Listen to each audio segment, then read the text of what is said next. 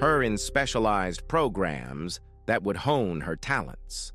Marla's journey through adolescence was marked by a harmonious blend of academic achievement and creative pursuits. She attended college, where she not only excelled in her studies, but also became a fixture in the campus choir, her voice resonating through the halls and captivating audiences. It was during these formative years that she met Marla Tab, a fellow student who shared her fervor for faith and community service. Their connection was instantaneous, a shared vision of a life dedicated to spiritual guidance and support. After graduation, the couple married, their union celebrated by friends and family as a perfect partnership. Mike, with his gentle demeanor and unwavering commitment to his congregation, was beloved in Troop, Texas. Together, they formed a dynamic duo, with Marla's musical talents complementing Mike's pastoral duties. The parsonage became a beacon of hope and a gathering place for the community. However, beneath this idyllic facade lay the complexities of human relationships. As the investigation into the events of August 5th unfolded, the narrative of a simple break-in unraveled. Investigators delved into the lives of Marla and Mike, uncovering layers of personal and professional pressures. The small-town veneer began to crack, revealing tensions and secrets that belied the couple's public image. The forensic analysis of the parsonage painted a picture more intricate than initially perceived. The disorder suggested a confrontation of intense magnitude, yet the absence of forced entry and missing valuables led detectives to question the authenticity of a robbery gone wrong. Eyewitness accounts and interviews with close acquaintances hinted at underlying discord, a stark contrast to the harmonious life portrayed by the Tabs. As the investigation deepened, the community grappled with the unsettling possibility that the source of the tragedy might be closer to home than anyone dared to imagine. In Troop, where everyone knew each other, the notion of betrayal and hidden animosity was difficult to reconcile. The townspeople, accustomed to trust and neighborly bonds, found themselves confronting uncomfortable truths about the nature of relationships and the shadows that can lurk behind closed doors. And inspiration became a haunting reminder of a life cut short. Her story, intertwined with the enigma of that fateful night, served as a poignant reflection on the human condition, a testament to the fragility of life and the mysteries that pervade it. As the dust settled, the community was left to ponder the ever-present duality of light and darkness, and the enduring quest for understanding in the face of the inexplicable. In the heart of Texas, nestled within the hallowed halls of a prestigious private university, Marla's artistic spirit flourished. Here, she honed her creative talents, weaving them with the rich tapestry of her faith, a faith that would soon guide her every note and melody. Her journey was not merely one of personal growth, but one of spiritual service, as she channeled her musical prowess into the sacred realm of church ministry. Marla's dedication to her faith was unwavering, and her talents soon found a home in the church's vibrant community. As the director of music and youth ministry, her commanding soprano voice lifted the spirits of the congregation, leading worship for 3 consecutive seasons.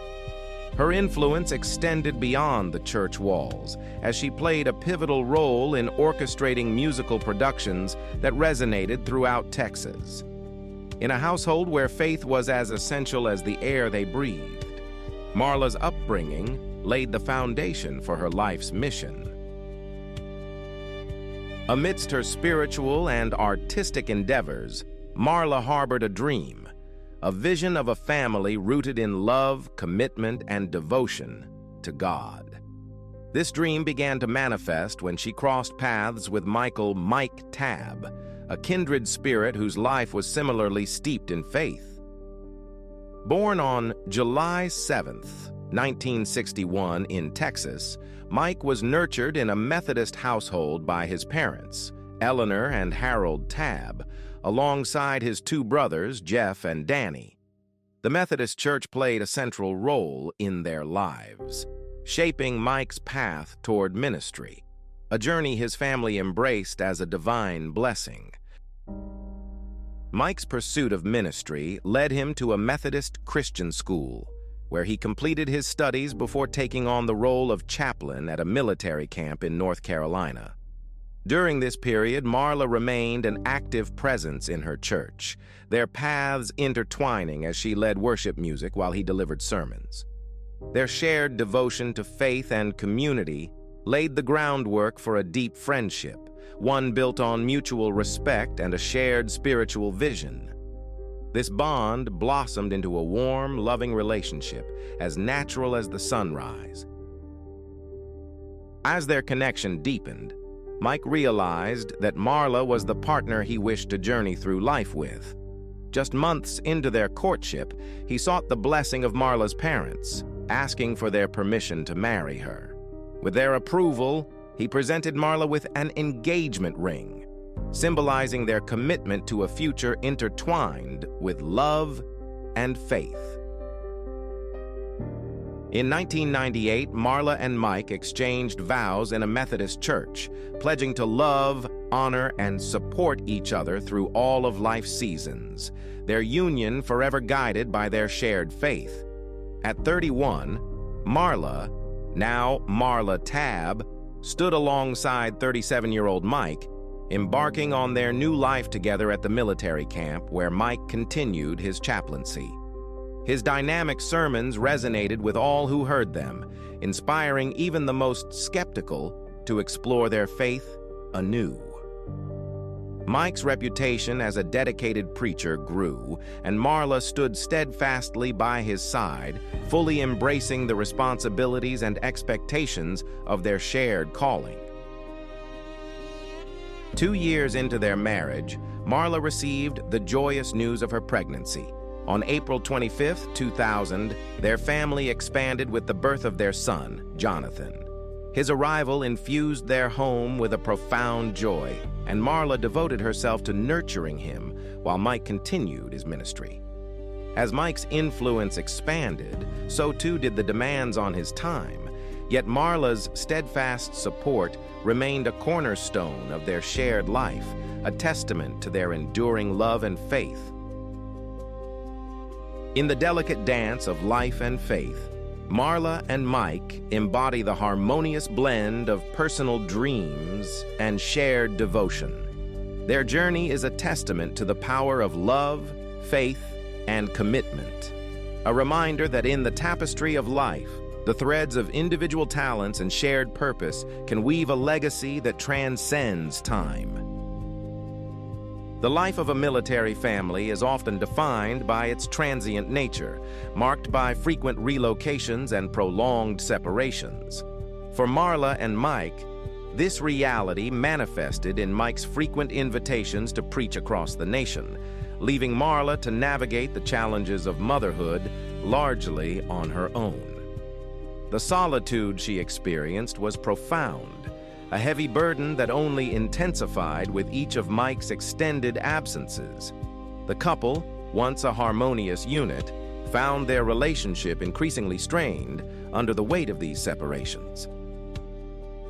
Marla found solace within the confines of the military camp, a bastion of camaraderie where she forged deep connections and received much-needed support. Yet even this refuge could not shield her from the heartache of a miscarriage, a devastating loss that compounded the loneliness she felt during Mike's time away. The emotional scars of this loss made it even more arduous for Marla to cope with the absence of her husband, amplifying the tension between them as she pleaded for his presence. Mike, however, remained steadfast in his belief that his duties necessitated his travel, a point of contention that only deepened the rift. Despite these challenges, the couple endeavored to mend their frayed relationship. By the dawn of the new millennium, signs of reconciliation emerged, especially when Marla revealed the joyous news of another pregnancy. For a brief, fleeting moment, tranquility returned to their home. But this fragile peace was shattered when Mike received unexpected orders. An abrupt discharge Throop, Texas, with its modest population of 1,900, would become their new home. The timing of this upheaval was far from ideal.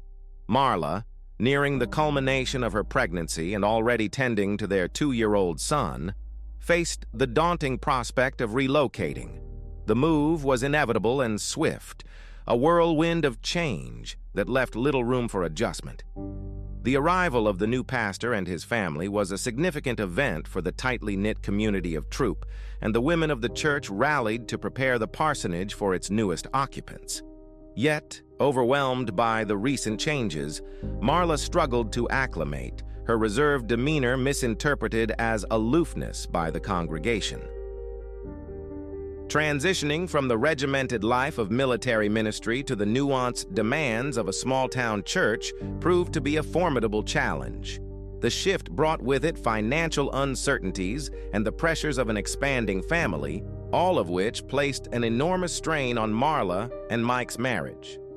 Under the watchful eyes of the congregation, every action was scrutinized, and Marla found herself the subject of town gossip. Her reputation was further tarnished by a singular incident, a moment of frustration where she openly confronted Mike, an act perceived by many as disrespectful. In the quiet corridors of Throop, Marla's story became a cautionary tale, illustrating the profound impact of change and the resilience required to navigate life's storms. Her journey underscores the complexities of love and duty, and the delicate balance between fulfilling individual aspirations and nurturing familial bonds. As Marla and Mike grappled with these challenges, their experience served as a poignant reminder of the enduring human spirit, capable of weathering even the most tumultuous of transitions. In the heart of a conservative rural landscape, where the fabric of society is woven with threads of tradition and the roles of men and women are rigidly defined, Marla found herself at odds with the world around her. Her assertiveness, a trait that in many societies might be celebrated, was condemned by the townsfolk as an affront to the established order. Whispers of her being a domineering wife who mistreated her husband echoed through the community, casting a shadow over her existence. Marla's dissatisfaction grew, a quiet storm brewing within her. She confided in those she trusted, her close friends and family, seeking solace and understanding. She pondered deeply whether her life mirrored the Christian home she had once envisioned, a sanctuary of love and mutual respect. The mounting stress took a toll on her well-being, culminating in a labor fraught with complications. It was during this tumultuous time, on the 25th of July, 2002, that Marla gave life to a baby boy through an emergency C-section. For Jonathan, now a tender age of 2, the arrival of a younger brother was a beacon of joy. Marla, as she recovered, endeavored to reclaim her role within the community and resume her responsibilities as the pastor's wife. Yet the scars of the past months lingered, invisible, yet deeply felt. And the strain in her marriage continued to cast a pall over her household.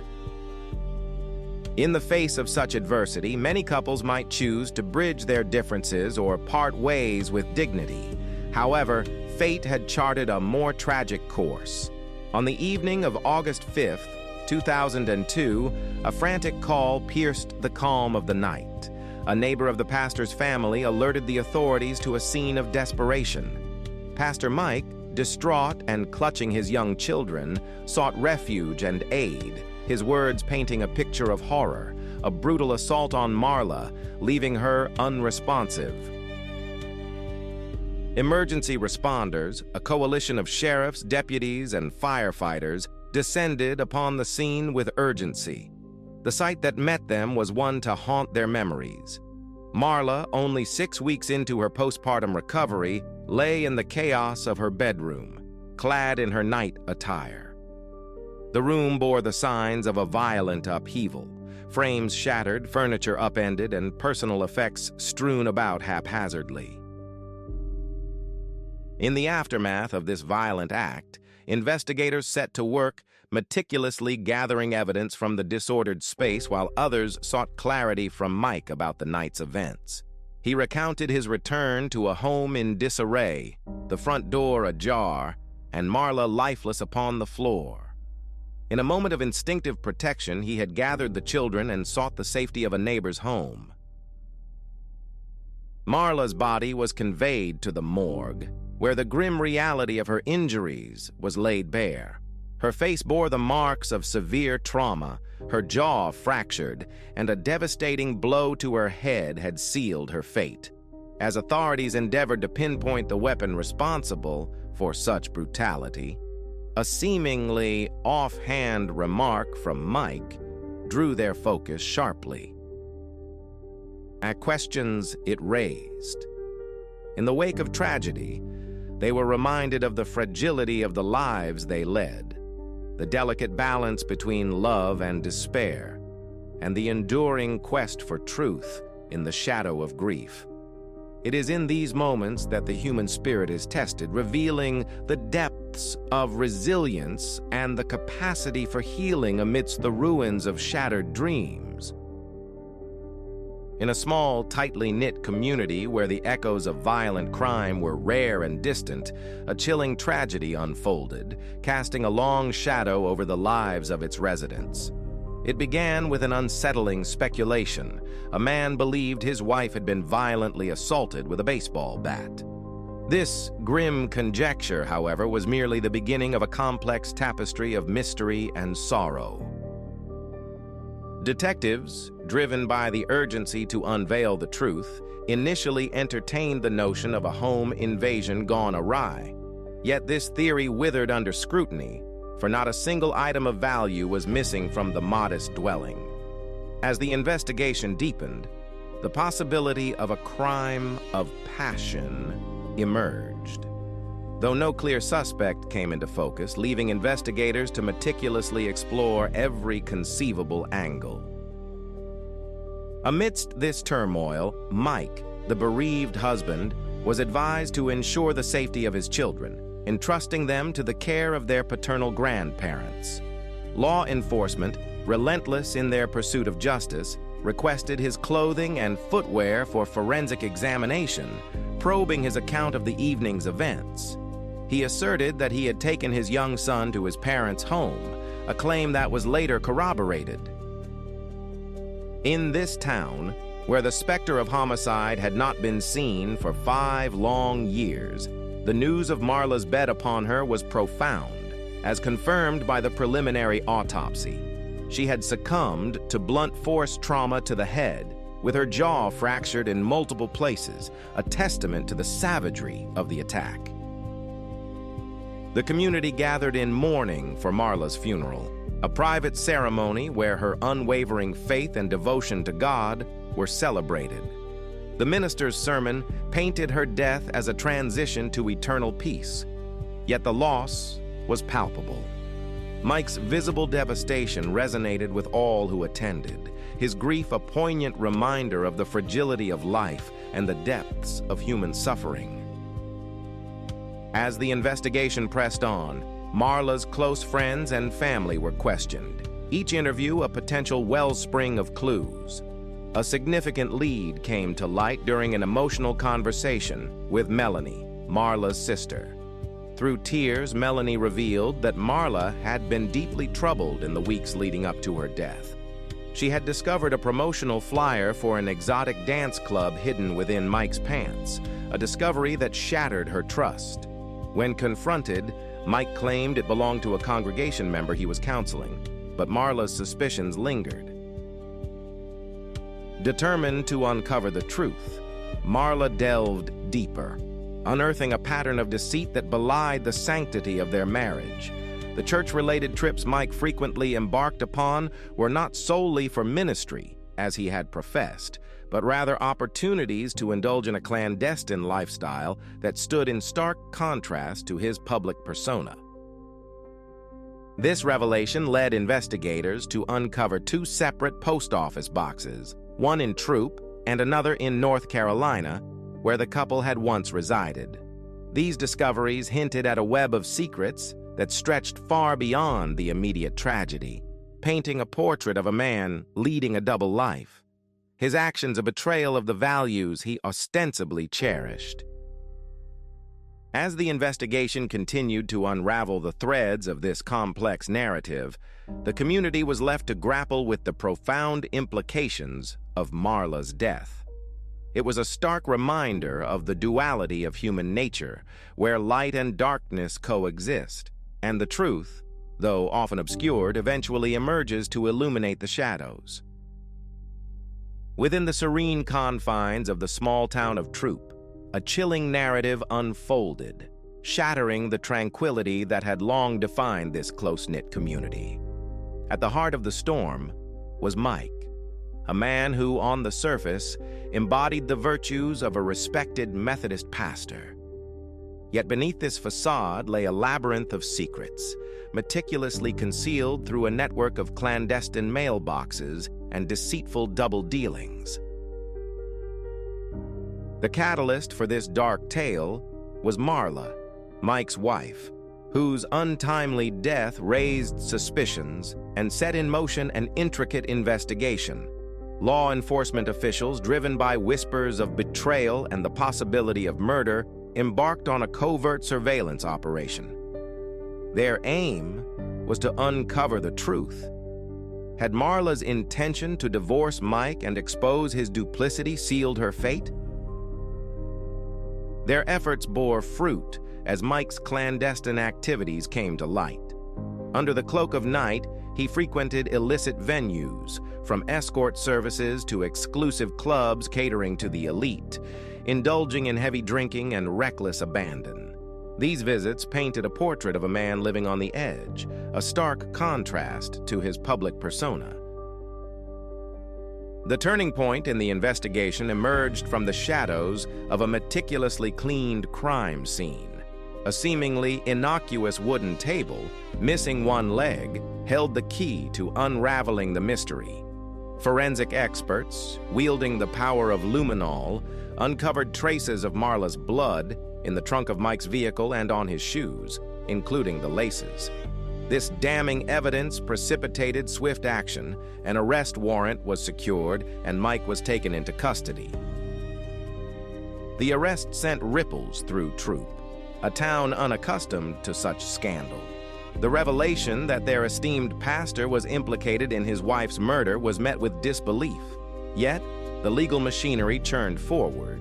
On August 8, 2002, Mike was released on a $50,000 bail, a temporary reprieve that belied the gravity of the charges against him.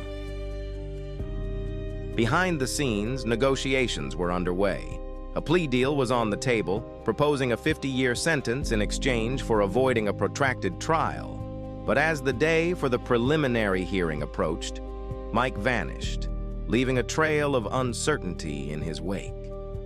His absence was soon explained by a desperate act, a self-inflicted stab wound, an apparent attempt to escape the inexorable march of justice. The subsequent search, spurred by his family's concern, led authorities to a lakeside discovery. There, among the trees, a witness had observed Mike's furtive movements, culminating in the disposal of an object into the water. Divers retrieved a knife, believed to be the instrument of his suicide attempt, adding another layer to the unfolding drama. In the aftermath, as Mike lay in a hospital bed recovering from surgery, the legal landscape shifted once more. Prosecutors, undeterred by his actions, sought to extend his prison sentence from 50 to 55 years, a reflection of the gravity of his crimes. A judge concurred, raising his bail to $1 million, signaling the seriousness with which the court viewed his transgressions. This tale, woven with threads of deception, betrayal, and tragedy, serves as a poignant reminder of the duality of human nature. Within the veneer of respectability, darkness can fester, leading to consequences that ripple far beyond their origin. As Troop grappled with the aftermath, the story of Mike and Marla became a testament to the complexities of the human condition, where truth and illusion often walk hand in hand. In the hushed corridors of justice, on the 29th of September, 2003, Mike stood before the district court, his face betraying no emotion. He accepted the prosecution's plea deal with a stoic resolve, a decision that rippled through the lives of those closest to him. His defense attorney, facing a sea of eager reporters, explained that the choice to avoid a full trial was a calculated one. It was a decision meant to shield the families involved from the painful and unrelenting glare of public scrutiny, details of Marla's tragic end that neither her family nor Mike's wished to relive. The attorney conceded that Mike had indeed taken Marla's life, yet the reasons behind this irrevocable act remained shrouded in ambiguity. He insisted that Mike's paramount concern was to protect his children from the harsh reality of their mother's demise, a hope that was swiftly dashed in the wake of relentless media coverage that laid bare every sordid detail for the world to see. As the courtroom awaited the judge's final decree, Melanie, a voice for Marla's family, ascended the stand. Her words, trembling with emotion, pierced the courtroom's silence. She addressed Mike directly, a poignant reminder of the void he had created. Her plea was not just for justice, but for acknowledgement, a call for Mike to own the devastation he had wrought. The judge's gavel fell, cementing Mike's fate, 55 years in prison for the murder of Marla. Under the unforgiving statutes of Texas law, parole was a distant possibility, not to be considered until he had served at least 27.5 years. Throughout the proceedings, Mike remained a figure of silence, his demeanor unchanging.